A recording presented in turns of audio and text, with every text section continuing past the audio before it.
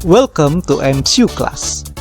Hari ini kita akan belajar tentang PET Simulation Chain Reaction atau reaksi berantai pada materi radioaktivitas. Di sini kita bisa langsung mengetik dalam browser kita masing-masing, yaitu pet.colorado.edu/sim/cheerspz/nuclear physics. Dan untuk linknya nanti akan saya bagikan di deskripsi channel YouTube ini. Dalam reaksi fisi itu sendiri, kita ada di sini disajikan 3 menu, yaitu fission, one nuclear. Di sini akan belajar tentang berapa peningkatan energi potensial dan energi total dalam proses penembakan inti neutron. Dan juga ada di sini ada nuclear reaction, di mana kita bisa melihat proses yang terjadi dalam tabung-tabung inti dalam proses reaktor nuklir dan berapa besar energi dan daya yang dihasilkan. Tapi hari ini kita fokus ke chain reaction atau reaksi berantai itu sendiri. Dan di sini untuk chain reaction kita tahu yang namanya reaksi berantai adalah proses pelepasan neutron dan proses penembakan neutron pada inti sebuah unsur radioaktif. Di sini kebetulan unsur radioaktifnya adalah uranium. Di sini terjadi pelepasan inti neutron secara berantai dan terus-menerus dalam prosesnya sehingga menciptakan tenaga nuklir. Dan di sini diperkenalkan ada sebuah tembakan yang menembakkan inti neutron. Nanti hasilnya berwarna bola abu-abu di sini. Dan juga proton ya di sini. Dan di sini ada inti uranium 235. Di juga selain uranium 235 disajikan juga uranium 238, uranium 239 dan daughter nuclei atau nuklir anakan dari proses penembakan inti neutron. Dan di sini juga ada tulisan controls. Ini bisa menciptakan atau memunculkan sebuah tabung reaktor nuklir atau vessel. Di sini tingkat keluasan atau ukurannya bisa kita sesuaikan dengan kebutuhan. Dan di sini kita bisa meningkatkan jumlah inti uraniumnya, berapa jumlah aktivasinya, entah 100 atau 25, itu nanti tergantung kebutuhan kita. Jadi juga ada untuk uranium 238 juga kasusnya sama. Di sini dalam tabel disediakan adalah U235 nuclei fissionate atau reaksi fisi yang terjadi pada inti uranium 235. Dan untuk pengambilan data, nanti untuk datanya kita akan menentukan, kita fokus untuk uranium 235 dan persentase reaksi fisi yang terjadi dalam prosesnya. Oke, sekarang kita tentukan dulu jumlahnya. Kita buat di sini uranium 235-nya berjumlah 25 buah. Ya. Nah, kemudian kita tembakkan inti neutronnya dalam proses penembakan. Oke, terlihat ya, ada proses berantai yang terjadi di mana terlepasnya neutron itu berakibat reaksi berantai. Dan di sini kita tadi tahu bahwa aktivasi uranium 235 mula-mula jumlahnya 25, dan setelah terjadi penembakan tersisa atau residu dalam aktivasi residunya adalah 20 ya untuk jumlah nuklirnya atau nukleinya di sini. Dan nuklei yang dihasilkan dalam reaksi fisi ada 23% dalam proses. Jadi data yang kita ambil adalah NO atau aktivasi mula-mula tadi 25, kemudian N atau aktivasi residu tadi 20, dan persentase untuk nuklei yang terfisi mengalami reaksi fisi ada 23,08%. Jadi ada 3 data yang bisa diambil.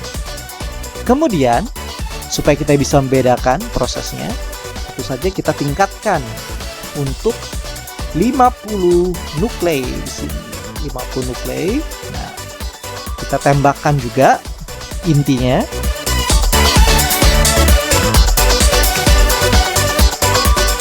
Tetap terjadi reaksi berantai ya prosesnya. Awalnya 50, lama-kelamaan berkurang. Sini. Oke. Nah. Wih, luar biasa sampai mau tersisa hanya 6 ya ini ya. Awalnya 50, NO-nya 50 ya, atau aktivasi mula-mulanya 50. Kemudian menghasilkan aktivasi residunya hanya berjumlah 6 dari 50. Maka efisiensi atau persentase reaksi fisi yang terjadi dalam uranium 235 berjumlah 88,68%. Sangat besar ya. Apakah ini bisa menyimpulkan bahwa semakin banyak nukleinya yang kita buat atau nuklei mula-mula itu akan mengakibatkan efisiensi atau persentase reaksi nuklirnya menjadi lebih besar?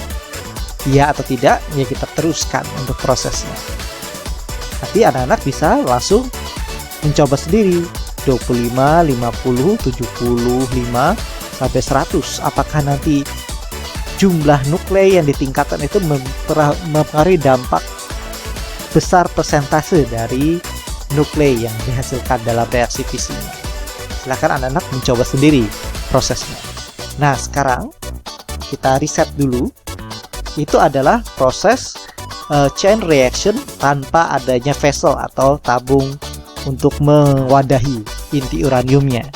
Sekarang, jika ada vessel atau containment vessel atau tabung penyimpanan untuk inti uraniumnya, apa yang terjadi dalam prosesnya?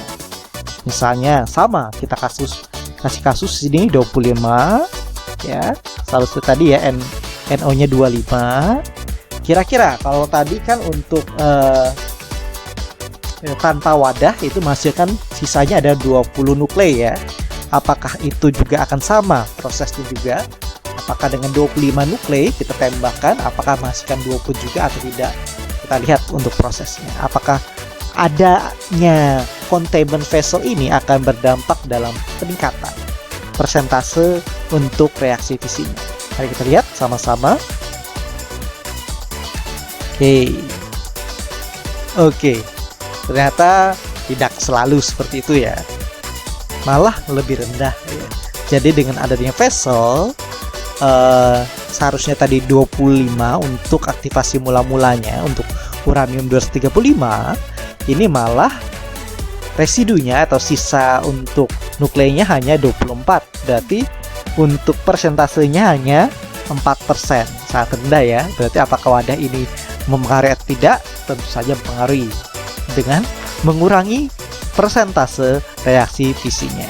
Namun kita riset ulang ya. Nah, kita naikkan menjadi 50. Apa yang terjadi gitu ya? 50. Tentu saja tadi kalau 50 kan sisanya kalau tanpa wadah atau tanpa vessel tadi 6 ya. Apakah ini juga mengalami nilai yang sama untuk sisa residu yang tidak? Kita lihat. Kalau nanti ini agak repot, kita bisa langsung ketik ini ya, 50. Nah, maka dia akan otomatis menambah di sini. Mari kita lihat perbedaannya.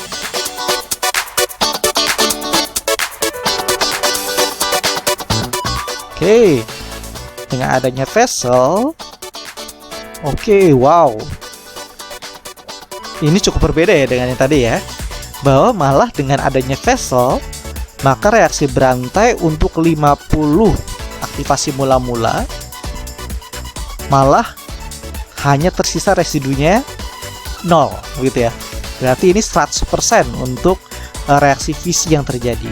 Dengan wadah yang ada, maka bisa dikatakan bahwa neutron yang ditembakkan itu malah terjadi pemantulan, sehingga pemantulannya itu terus-menerus ya, sehingga mengenai semua inti uranium 235-nya.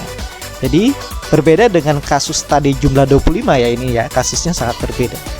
Jadi tiap jumlah nuklei yang disediakan itu berdampak dengan proses yang terjadi pada containment vessel itu sendiri.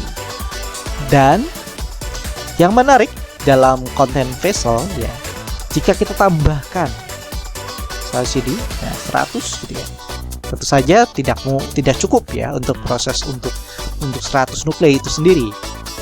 Containment vessel kita bisa luas ya, tingkatkan untuk prosesnya ya, supaya bisa muat 100 gitu ya nukleinya nanti ya kalau prosesnya. Kalau tadi untuk yang tanpa wadah tidak masalah ya, 100 pun tetap cukup ya. Tapi kalau dia tidak cukup, berarti wadahnya perlu kita perbesar gitu ya, supaya bisa cukup jumlahnya 100. Nah, wah di 98 saja ya. Naikkan lagi terus gitu ya. Ini bisa ditingkatkan terus luasnya sampai wadah kita. Nah, oke, kita lihat ya apa yang terjadi jika dengan 100 nuklei ditembakkan neutron. Apakah efisiensinya 100% atau ternyata lebih sedikit atau malah terjadi sesuatu yang berbeda? Mari kita tembakkan bersama-sama. Oke, tetap terjadi reaksi berantai.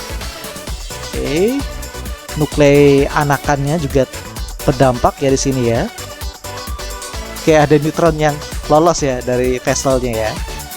Oke, wow, 6, 5, 4, 3, 2, 1. Oke, sisa 1 ya. Wow, terjadi ledakan atau bom ya di sini ya. Oke, jadi ini berbeda sekali dengan kasus yang sebelum-sebelumnya. Vesselnya cukup besar untuk menampung 100 nuklei, dan untuk residu yang terjadi adalah 0 ya, nukleinya di sini 0. Namun karena sangat besar tenaga nuklirnya di sini, berarti vesselnya tidak bisa menampung tenaga nuklirnya. Sehingga tenaga nuklir yang seharusnya aman, karena reaktornya tidak bisa menampung atau vesselnya tidak menampung tenaga nuklirnya, terjadi ledakan nuklir itu sendiri. Jadi terjadi senjata nuklir di sini ya prosesnya. Jadi kenapa bisa terjadi bom atom itu sendiri?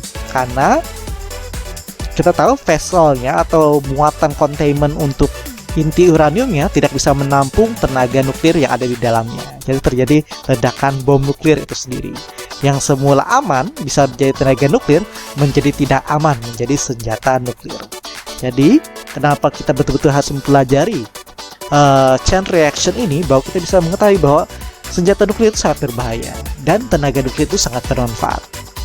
Bagaimana cara kita menggunakannya itu yang menentukan sikap hidup kita.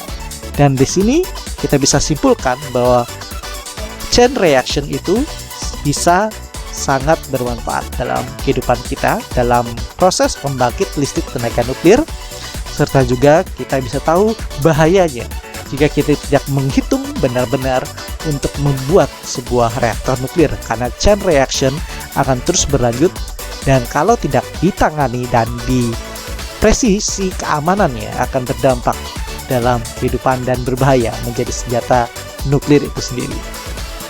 Oke, demikian untuk MCU kali ini, dan data yang didapatkan tadi ada 2, yaitu data dari aktivasi mula-mula yang kita bisa tentukan sendiri, kemudian residu, aktivasi residu N itu sendiri, dan juga efisiensi atau persentase reaksi fisi yang terjadi dalam inti uranium 235.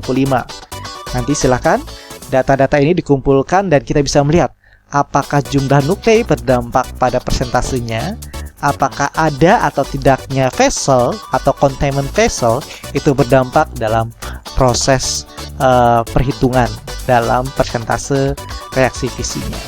Dan anak-anak juga bisa mengkaitkan hal ini dengan efisiensi radioaktivitas dan waktu paroh itu sendiri.